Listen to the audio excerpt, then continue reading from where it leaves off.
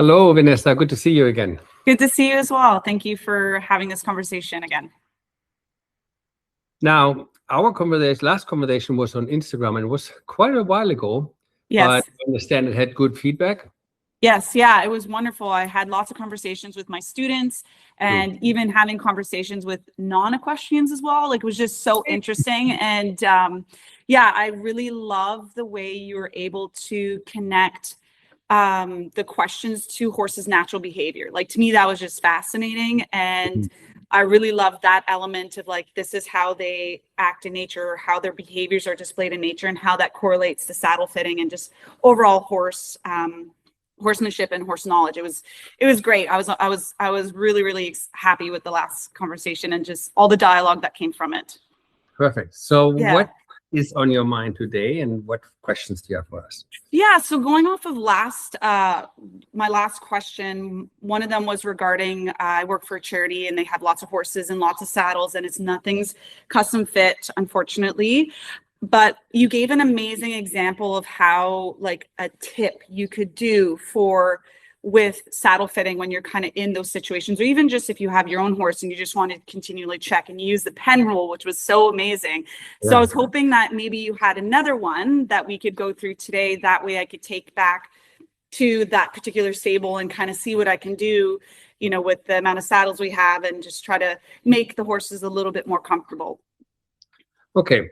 So when we look at why we have a saddle in the first place, it has one feature which we all say, oh, so the seat bones of the rider go soft in.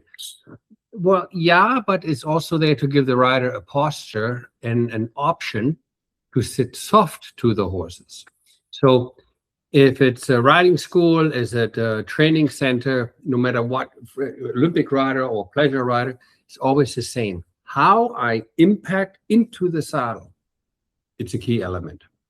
So where I'm going with this is when you watch somebody ride and you see them bounce, and you say, oh my God, the poor horse. You don't think, oh, the poor rider doesn't know how to do the sitting trot. You think, oh, the poor horse, right? Yeah.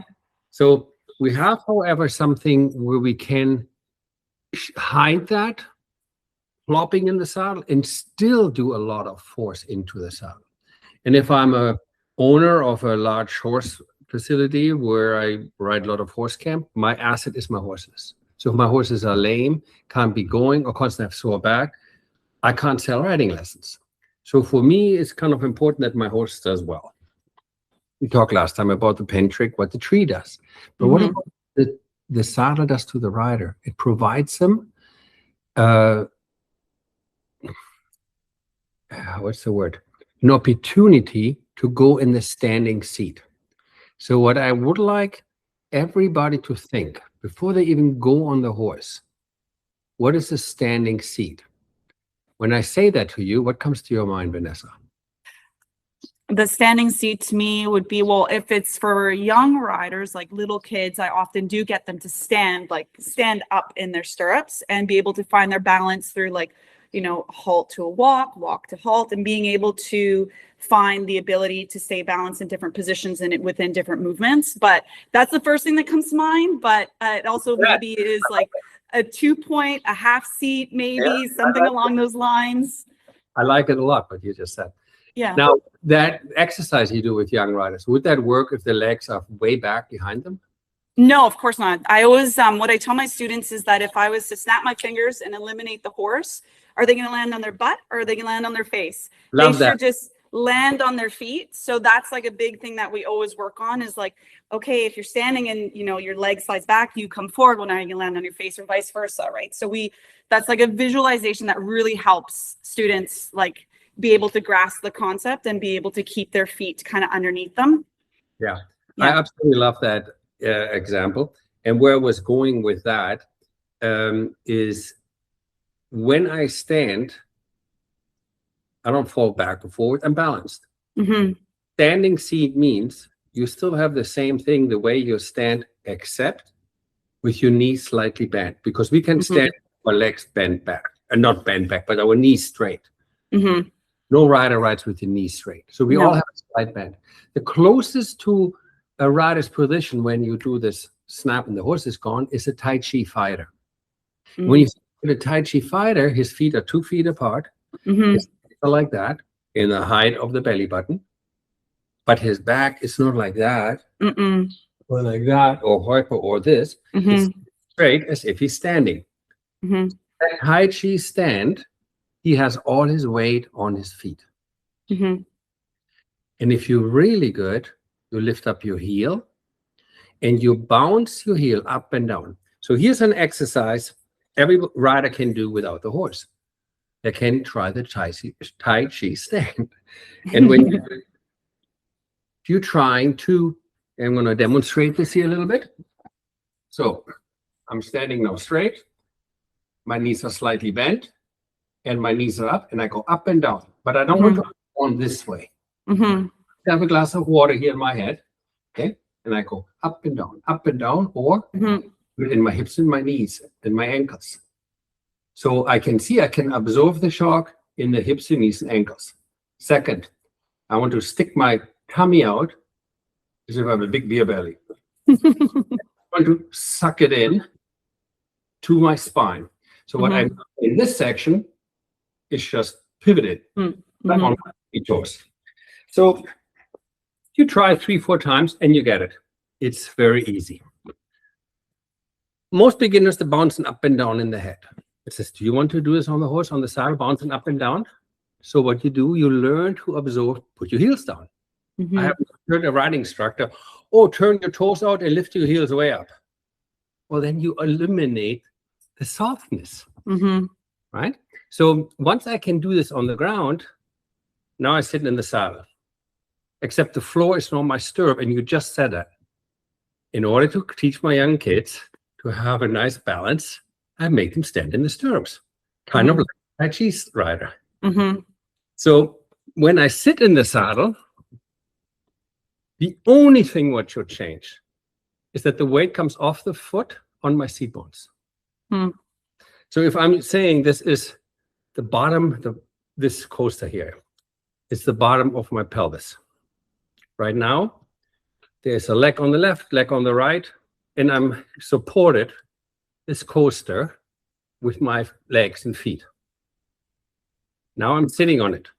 Do you want your pelvis doing this now, or this or that? Or should it maintain the same the way you stand? What do you think? Well, so actually I do another visualization for my students where I tell them to visualize a glass of water in their stomach, and it shouldn't be spilling out the front, and it shouldn't also be spilling out the back. So yeah, so it's all about like keeping the water balanced, and it's about recycling the energy. So like it doesn't get stopped anywhere. It just absorbs and then goes back down. So, I mean, in reality, it's not perfectly straight. If you put a leveler on it, it's never going to be straight. There's going to be the give to it. But I mean, I shouldn't be this way and I shouldn't be that, and all the plank. You should be able to move that way, but you shouldn't be stuck in those positions. Beautiful. I love that. I'm going to steal that from you, the water bottle. Yeah, that's okay. So if I'm standing, I am, like I just demonstrate, that's why I said, stick your beer belly out or suck me to your spine. So you said the same thing. You should be able to do it, recycle the energy, but you shouldn't just stand there with the beer belly or hollow in spine, right? So if I put my weight on something what does not match this, it will happen that the water goes out the back. So where I'm going with this point is, how do I know I have the right saddle for me? So my balance, my standing seat, my weight on my seat bones is actually meant for my skeleton. It doesn't matter if I do English or Western or jumping or dressage. It doesn't matter, because get real. A jumper rider who just Grand Prix jumping, how many times is that horse jumping in a lesson over a fence? If you add it all together from the moment he lifts and lands, you get maybe 8 minutes out of 45 minutes. What did he do the rest? Flat work. Right? So in that flat work, is he really standing all the time in his stirrup leather, or does he have his butt in the seat? right? So the majority what we do, we call dressage, French word for training. We all do training, learn to balance. So I like to share with you a picture which I find fascinating. And let me see if I find it. And we talk about the standing seat earlier, right? Mm-hmm. So when I look at the standing seat, I want to sit in my saddle. I have to find that slide. Here we go. I want to sit in my saddle as if I'm standing. Okay, and I have my feet underneath me. Mm-hmm. Ball of the foot, shoulder, hips, and heels. We heard that 1,000 times. But I don't lean forward and I maintain my 4 curves. Okay. Now when my horse's sternum and my sternum align, I know I'm on the balance point. For example, a jockey. What does a jockey do? Really, really shorten the stirrup leathers. That brings his knee up to here. Mm-hmm. But his foot is still in that black line. His butt is way back here, but his sternum is still in line with the balance of the horse. And we all, who have ridden for a long time, have been in front of the balance point or behind. Mm-hmm. Yeah. So not a cool feel. So when I try this, but I put you in a frame what you are not meant to sit on it. Let me see if I find a good picture, because I'm a big believer that pictures say more than 1,000 words. Mm-hmm. Here we go. Okay, so men make saddles for men for 1,000 years, and this lady's in the Spanish riding school. So she's relaxed. The horse is standing there, instructor talks it.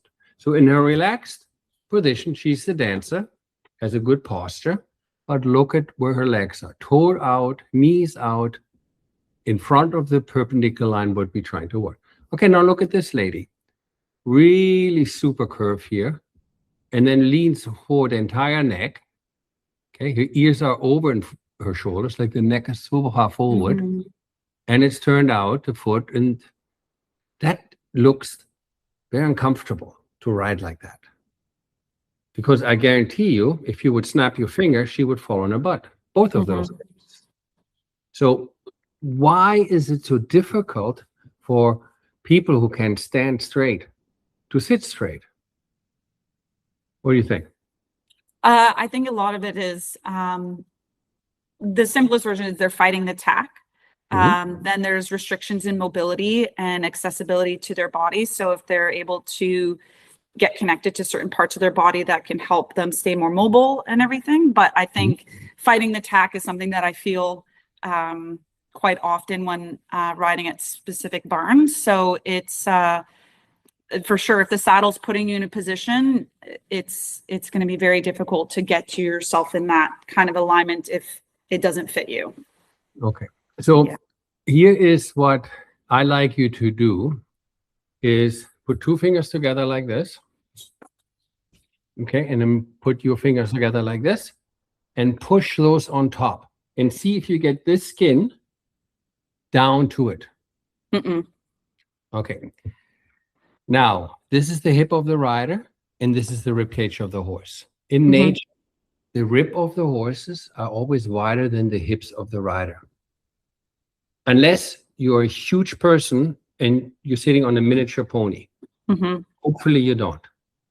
But we all know the horse is wider than our hips, our leg spreads out. So if you do this again, and you can do this, do it again, you see this little gap right there, right? Little triangle. Yep.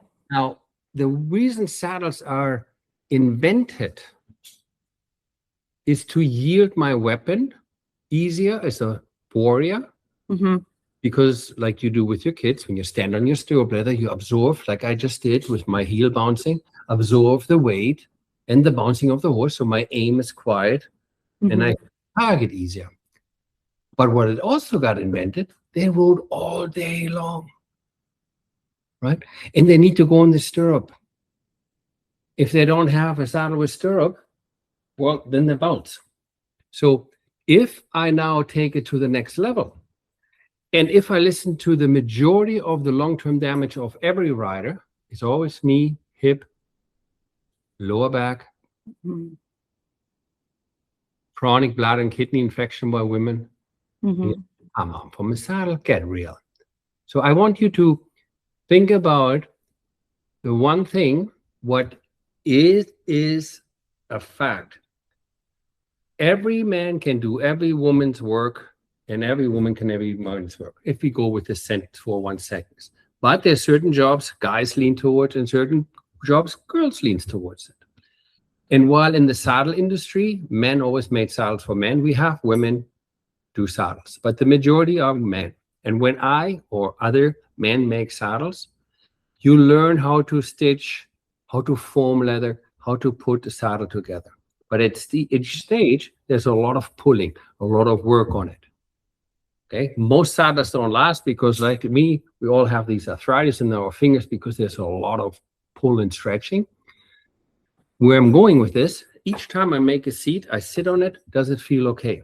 But what if I say to you that the majority are not the guys anymore? What if I would say to you the majority of the guys are still a saddle maker, but the majority of the riders are not ladies? Mhm. And what did I say to you? That these ladies here can't possible sit in the saddle when this is the horse, this is the rider, and what fills out the space doesn't fit that triangle I just showed you. Mhm.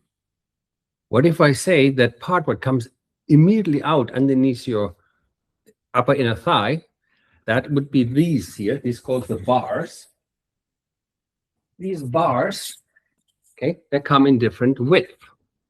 And if this is too wide for your crotch area, where your inner thigh is, your toes and knees go out. Mhm. Trees are reinforced with steel. Now look at the difference between this one. Okay. You can see that's already narrow than this one. Mhm. Can you see the difference? Yes. Now in saddle making, I can't see that. Sorry, in saddle buying. So if I have a school and I have tons of riders, I can't even see what is the right one for the right rider. Mhm. First, I get in my head, why is there a difference? And why is there such a struggle for certain people? Well, this is not my idea. I didn't build human bodies. This part of the bone is the neck of the femur. This is the femur. And what gives the ladies the hips is the neck of the femur and part of the pelvis. Ours is very short, males, ladies are long. We have less hips than ladies. Everybody knows. This is called a Q shape, when the leg comes together like this to the knee down. We don't have that extreme Q shape. See that? We Mhm. move straighter down. But here's something I never knew. Our muscles on the guy around the thigh, where I just showed you the tree, is oval. No matter how strong or skinny the thigh of the guy is, it's always oval. Your shape, no matter how skinny or strong your thigh is always round. That means I used to do to all my students, I grabbed their thigh muscles and Yes. rotated that leg, Yes. Yes. because that's where my leg goes. But no doctor, no gynecologist, nobody told me this before and says, you can't relocate the muscle structure of Mhm. a human unless you do plastic surgery, maybe. But the point, what I'm trying to say is, without being so rude, we have our stuff outside, Mhm. your female parts inside. Mhm. We need space here. But if I have a saddle that's too narrow, I don't like it. Mhm. I need the bar contacting me here. Mhm. Not enough space because of what I just explained. So if you're trying to force with your leg this steel frame together, good luck. You always will lose. If you're trying to relocate the thigh, which I did, everybody, including me, had that happen to him, where all of a sudden you say, you get a cramp in your hip. And immediately you lift up your leg forward, because Mhm. this will be painful. So what does the rider do? leans back. He says, I turn my knees out, put my hip, shorten this angle, right? And that's, of course, the opposite of what I'm trying to teach. Now we have a problem with the horse. So what's the super trick I can let people go away with today? There's a very easy way for people to understand how to, let's say I have a couple saddles in front of me, and these are my students. So there's one guy and there's 4 girls in this class. So the one guy, I'm going to grab the saddle and I'm looking for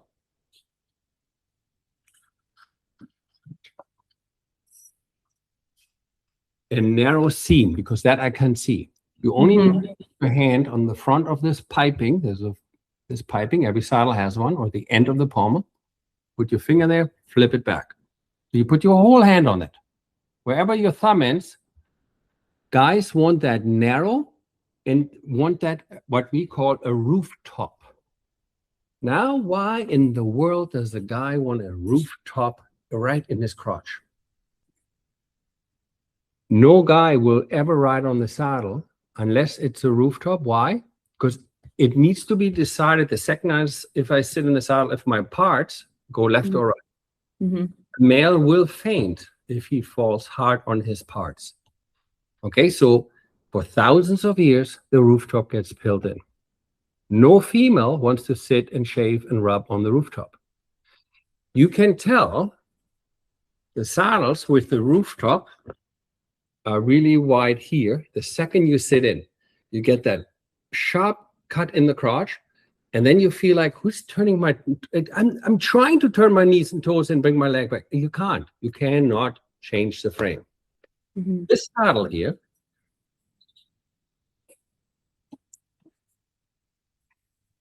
I could do another jumping saddle, same thing, okay? If I put my pinky on here, I personally, as a guy, would never ride on it, because look how wide the seam is. If you get 4 fingers across this seam, these saddles made with a flat roof.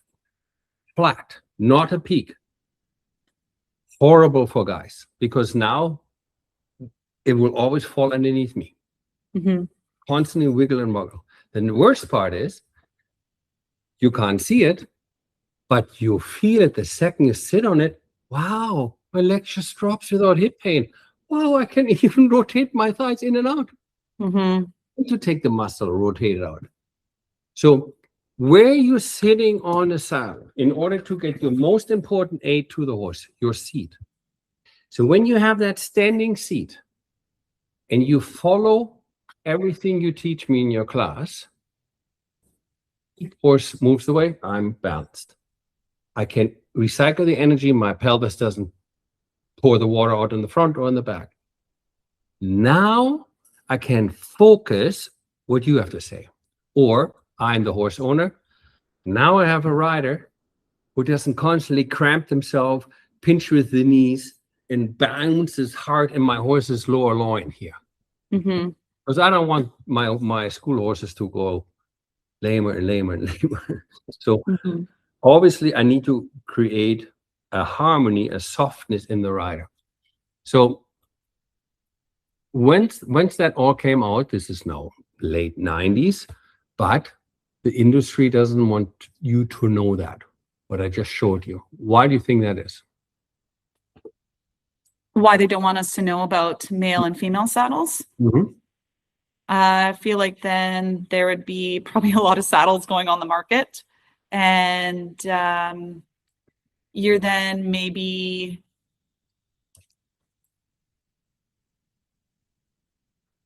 well, I could see how it might end up being a little bit difficult for maybe businesses or even instructors, that there might be some, I'm struggling with the answer because I don't know how to word it properly, to not have their ego damaged in terms of not knowing the information already and making all of these issues come for their riders, when it was maybe the solution was just changing the saddle. Okay. So you probably heard about fake news, right? Yeah. Okay. And you probably heard about in the pharmaceutical company or the nutrition companies, there's sometimes something going on it's not so good for us. Mm-hmm. Would you believe that this industry is huge? For saddles, yeah. I mean, No, you have to have. for pharmaceutical. Oh, yes, it's insane and huge. Yes. Now, I leave it up to you if you won't believe what I'm going to say now as false news. Some truth or not, that's not the point. But looking from a business point, it's way more interesting to manage your sickness rather than heal your sickness. Mm-hmm. Mm-hmm. To heal, you don't buy more pills. Yes. Now put that in the saddle world. You know how many people benefit from keep teaching them over and over and over? That's kind of where I was going. I just didn't know how to word it. That there's a lot of money involved, and if you solve a root problem, then there's going to be money lost in that space. So plus, look at all the people who make a lot of money injecting horses, massaging horses, chiropractic horses. I mean, they are still needed. Don't get me wrong.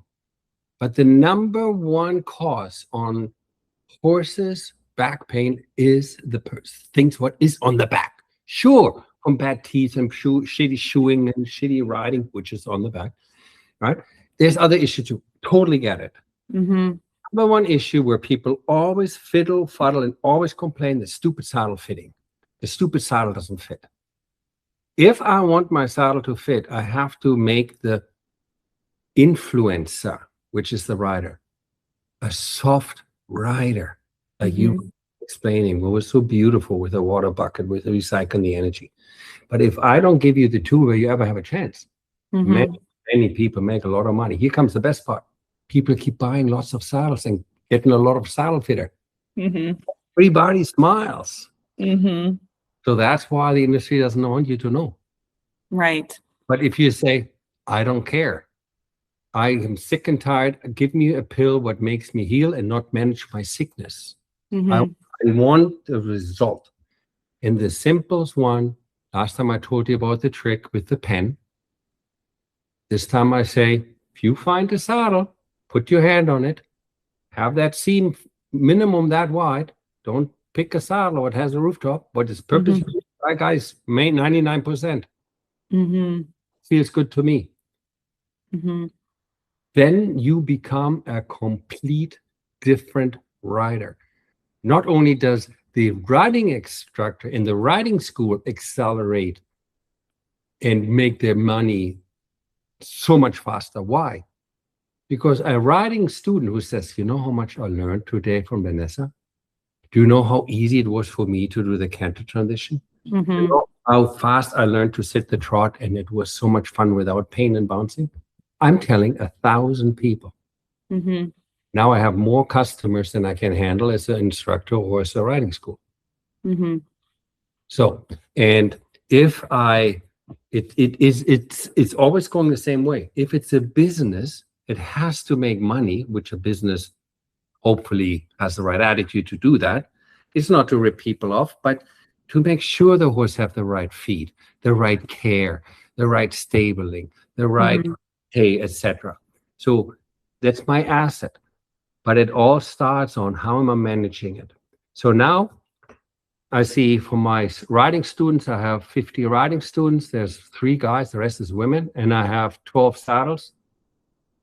And all of them have a peak. I have a choice to make. I have a choice to make. Do I maintain the sickness or slowly find something else used that at least the most important aid is possible, that the person has standing, no pun intended, chance to sit correctly. I'll show you one more picture just to drive that really, really, really home. These 2 people are identical in height. They wear the same clothes, except it's a boy, that's a girl. They're sitting in a mold, shoulder hits hip. Wow. When the mold comes off, okay, both ride the same saddle, except one rider, the guy says, I don't know what the girl's complaint is, because she's just a weakling. She should try harder. Mm-hmm. Because he sits in the saddle what fits him. Mm-hmm. There his seat bones are, and there is no impact in the crotch. The first impact on her is the crotch, and the seat bones are much wider. So if these are not the pelvises from the two people next, this is just to show how high the bone structure on the guy is. Wow. And what's this first impact? So of course I lean back. I cannot shave and rub, especially if there's a rooftop. Mm-hmm. So if we have such a difference in our pelvis floor, that's a contact area of your crotch, what hits the saddle. Why are we, well, we know why. We keep doing it. It keeps the money rolling. But if I'm so passionate and I want to really stay with riding, eventually, with a combination like you and I have and other people I talk, eventually people say, I'm not keep buying the same medicine. I'm going to fix it. I want to have something where I can now, boom, learn how to sit the trot, boom, excel. Riding is so flipping difficult. Why am I working on the simplest math? And I can't even add 2 times 2. I can't even do that. So that is for me probably the number one help for horses. If people understand it's not smoke and mirrors, there is a difference between male and female spinal curvature, pelvis, bone structure in the femur, as I showed you before. And we all want the same thing. We want to stay soft to the horse. So where you're sitting on your pelvis floor, okay, this is a common thing. Your subconscious mind will do this, like this red dotted line. Your normal alignment is like the green one. So if you lift yourself back because you're sitting on a hit in the withers, that fake withers is put in the saddle. You lean back. When you lean back, remember that one picture I showed you with the rider where her head was? Yes. You lean forward. So when you lean forward, what do you think happens to your disc? That's the blue stuff there. That slips. And this is from the book from Dr. James Warson. You know, this is not, I'm not a spinal doctor, but if you do shitty stuff to your spine, it's not good. No. If you stand all day, I sit like this, then I'm on my phone all day like this, I eventually, especially if I'm young, I keep that posture. Guess who has to absorb all that? My spine, and then, of course, the disc goes bye-bye. So if I know all that, then I understand that a horse with shitty saddles will always go because he can adopt. A rider sitting on a shitty saddle, and I say shitty saddle, I mean what doesn't fit, be able to ride, but the long-term damage is inevitable. It is coming. And eventually I quit riding because I'm taking riding lessons because I love horses and I have so much fun. But eventually the pain doesn't go away anymore after bottles of Tylenol and pills. So my message to everybody who's listened to out there, okay, I did not make the rules in terms of who makes saddles. Majority of the guys make saddles. And who rides now, the majority are the women. And I did not design the human body differently from man to female. Nature did it. God, whatever you believe, did it. And, you know, Vanessa, what I don't get? The riding apparel understood. As a man, I cannot find good riding pants or boots. Because they got it. But the Saddlefit is such a mystery. So that is interesting.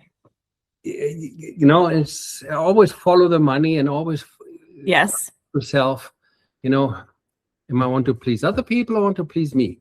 Of course, I want to please Vanessa because she's so cool and she's my coach. But deep down, I want to be also happy myself. Of course, yes. And if you can do both, hey, it doesn't hurt. then maybe Vanessa likes me even more because I finally learned how to just sit the trot or whatever. Isn't that something? Yeah, no, that's amazing. And I think it's super important for people to understand the distinguishing factors between men, women and men in terms of their riding and how it affects their ability to ride and to gain access to their body. And it's interesting because I do see a lot of students that at this, the charity that I teach at, where I teach the same student, but they change horses and their position changes because the saddle changes and obviously the horse changes as well. And some days I'm like, you don't sit like that on so-and-so, the horse, but today you're sitting this way. So it's interesting to see, because at most facilities you might not get that opportunity to see the same rider, but then on a different horse and different saddle, like there's many horses that are available for the students to ride. So it's interesting to kind of see the patterns. And I would say most often I only teach at that facility only women, and the majority of them, their feet are forward and they're leaning back. That's the majority of it, and they're toed out, right? So, and I always try to think like, I want to see the seam of the pants, the middle of the thigh, I want that to be in the middle. And I always try to have them visualize, instead of toes forward, I think like heels in. Instead, it's like a good visualization for them, but I know they're fighting the tack because I've also ridden in the tack as well. So I know that it's very challenging, and you just do the best you can. And but it is very apparent when you ride in multiple different saddles and how it completely changes you. In some saddles I get lower back pain, and some saddles I don't, and some saddles I feel knee pain, and some I don't. So it's really important to get this information out there for sure. Here's two things. One is, it's easy if you have one horse, one rider. It's hard if you have a riding school and multiple different riders and multiple different horses. So I'm thinking, what compares to riding school, or where we have multiple riders, multiple horses intermingled? Mixing, saddle. How many stinking saddles do I need? I was thinking, how did they do it in the old days in the army? Only men, only a certain type of horses.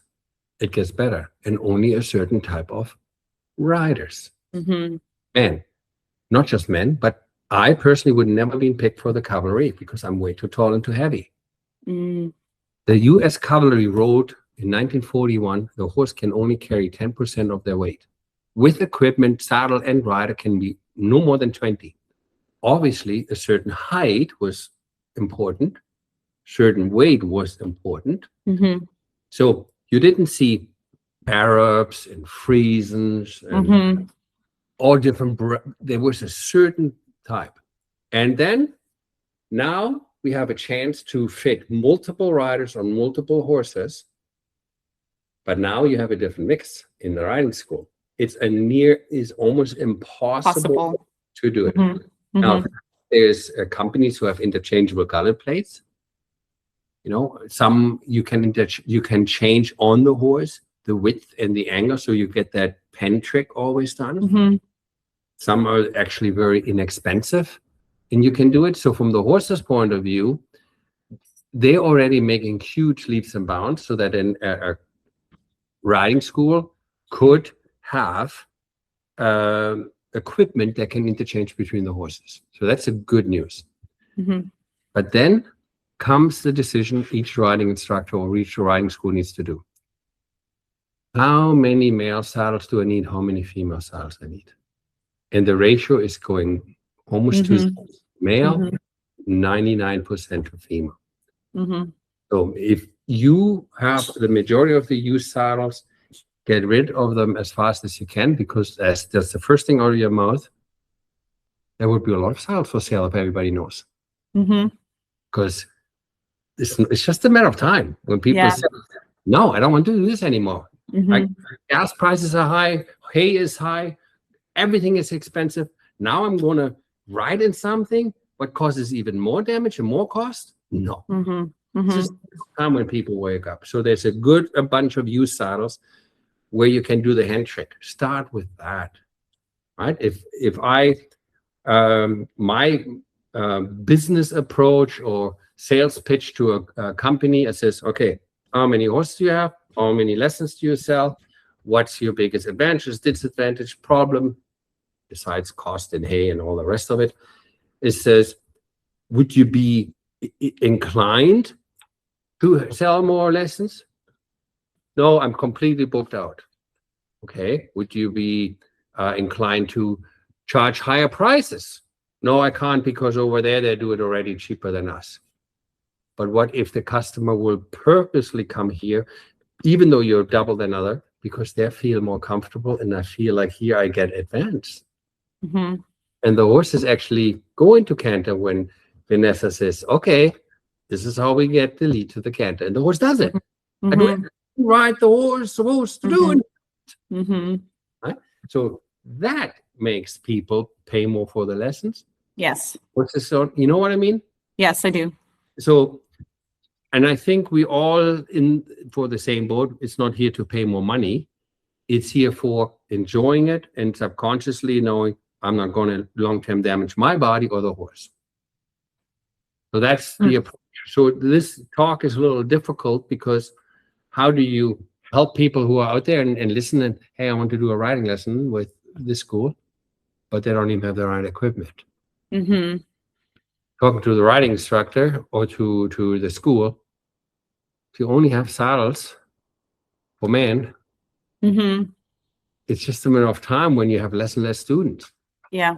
Eventually, nobody can afford that anymore, right? Mm-hmm. Mm-hmm. It's not like in 1996, I was the only guy. But now, since the internet, books and articles out, people start to question, Mm-hmm. Of course. You're way too young, but you may have seen old movies, or maybe your mom, they had shoes, super pointy shoes. And all the women supposed to have them on with the skirt. And there was the dress, women stay home, men come to work. And there was a certain look. And deformed the women's feet up. Mm-hmm. Men's feet. Yes. No, I know. And I only wear, they're like a wide toe box barefoot shoe with 0 drop. So that's meant to be the most natural way. So long will finally say fashion to the side because you're damaging your spine, your foot. Totally. And that's not too long ago. And you think, yeah, no, it's pretty wild to see but I still think women still wear things like that. They still wear like you need to put your foot on a piece of paper, step down, trace your foot, grab all your shoes and put them over top. I bet you they all are inside the line, all of them. Yeah. So, and if we take this next step to the saddle, the problem is you have a choice to buy those shoes you just mentioned. Mm-hmm. You have it as a rider too, but good luck finding them in every tack shop. Yes. Oh, totally. Yeah. And now I'm going to have to go through, they do have a tack room and it's full of saddles. So, but they're all, you can tell they're all very old and quite narrow, but I'll just have to go and just like, I'll be doing this like 50 times trying to see which ones are. Take chalk along so you can do pommel chalk. And then you go, yeah. When you try it yourself, because you can do it. It's wow, I can't believe there's such a difference. Mm-hmm. It's really, really easy to feel. It's kind of when I put my foot in the shoe. Oh, wow. Does it move? I feel like I'm barefoot. I have super, it feels great. And then my body has a shoe like this. It's very fancy. I put it in. I can't even walk out of the store. I don't care if my body has that shoe or not. So depends what drives the motives. And in saddles, fashion slowly disappears. Yes. Shoes, the same thing. Because it's too expensive to not enjoy your walking or your riding. Mm-hmm. Mm-hmm. And as I could talk to you forever, but I hope this little trick helped and this little information will help people out there too. Yes, thank you so much. I really appreciate it. I will definitely, I have a pen in my pocket at all time, and I always have my hands on me. So I will definitely be trying out these tricks as I go through the barns. Wonderful. Good to see you again. Thank you so much. Have a wonderful evening. You too. Bye-bye. Okay, bye.